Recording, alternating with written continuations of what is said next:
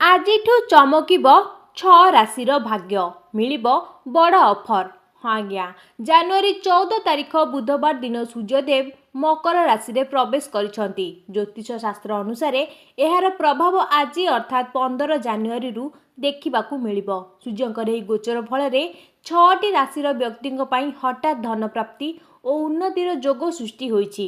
ଆସନ୍ତୁ ଜାଣିବା ସୂର୍ଯ୍ୟଙ୍କର ମକର ରାଶିରେ ପ୍ରବେଶ କେଉଁ ରାଶି ଉପରେ ଭଲ ପ୍ରଭାବ ରହିବ। ମେଷ, ସୂର୍ଯ୍ୟଙ୍କର ଭ୍ରମଣ ମେଷ ରାଶିର ଲୋକଙ୍କ ପାଇଁ ଶୁଭ ହେବ। ଏହି ସମୟରେ ଆର୍ଥିକ ପ୍ରଗତି ଓ ବ୍ୟବସାୟିକ ସଫଳତାର ସମ୍ଭାବନା ରହିଛି। ଆପଣଙ୍କୁ କିଛି ଭଲ ଖବର ମିଳିପାରେ। ଜୀବନରେ ସକାରାତ୍ମକ ପରିବର୍ତ୍ତନର ସଂକେତ ରହିଛି।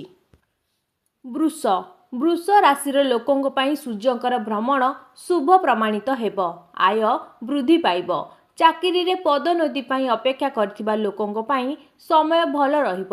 ଆପଣ ଆପଣଙ୍କର ପ୍ରିୟଜନଙ୍କ ସହିତ ଗୁଣାତ୍ମକ ସମୟ ବିତାଇବେ।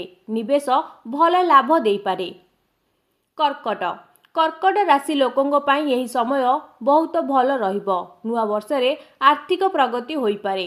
ସ୍ୱାସ୍ଥ୍ୟ ସମ୍ବନ୍ଧୀୟ ସମସ୍ୟାର ସମାଧାନ ହେବ। ଆପଣଙ୍କର ହୃଦୟର ଲୋକଙ୍କ ଠାରୁ ଆପଣଙ୍କୁ ସମର୍ଥନ ମିଳିବ। ବ୍ୟବସାୟ ବିସ୍ତାର ସମ୍ଭବ ହେବ। ସିଂହ, ମକର ରାଶିରେ ସୂର୍ଯ୍ୟଙ୍କର ଭ୍ରମଣ ସିଂହ ରାଶିର ଲୋକଙ୍କ ପାଇଁ ଭଲ ସମୟ ଆଣିବ। ଆପଣ ଆପଣଙ୍କ କାମରେ ଆତ୍ମବିଶ୍ୱାସର ସହିତ ଆଗକୁ ବଢ଼ିବେ। ଆର୍ଥିକ ସ୍ଥିତି ଭଲ ରହିବ। ବ୍ୟବସାୟରେ ପ୍ରଗତି ହୋଇପାରେ। କର୍ମଚାରୀମାନଙ୍କୁ ପଦୋନ୍ନତି ମିଳିପାରେ।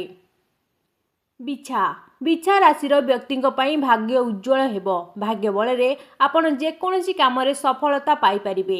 ସମ୍ମାନ ବୃଦ୍ଧି ପାଇବ। ଆପଣ ଆପଣଙ୍କ କଥାରେ ଲୋକମାନଙ୍କୁ ପ୍ରଭାବିତ କରିବାରେ ସଫଳ ହେବେ। ଅଟକି ରହିଥିବା ଟଙ୍କା ଫେରି ପାଇପାରିବେ। ମୀନ ରାଶି, ସୂର୍ଯ୍ୟଙ୍କର ଏହି ଭ୍ରମଣ ମୀନ ରାଶିର ବ୍ୟକ୍ତିଙ୍କ ପାଇଁ ବହୁତ ଶୁଭ ସାବ୍ୟସ୍ତ ହୋଇପାରେ। ମୀନ ରାଶିର ବ୍ୟକ୍ତିମାନେ ସରକାରୀ ଯୋଜନାରୁ ଲାଭ ପାଇପାରିବେ। କାର୍ଯ୍ୟକ୍ଷେତ୍ରରେ ଆପଣଙ୍କୁ ଆପଣଙ୍କର ଉପରିସ୍ଥ ଅଧିକାରୀଙ୍କ ସାହାଯ୍ୟ ମିଳିବ। ଧନ ବୃଦ୍ଧି ହେବାର ସମ୍ଭାବନା ରହିଛି।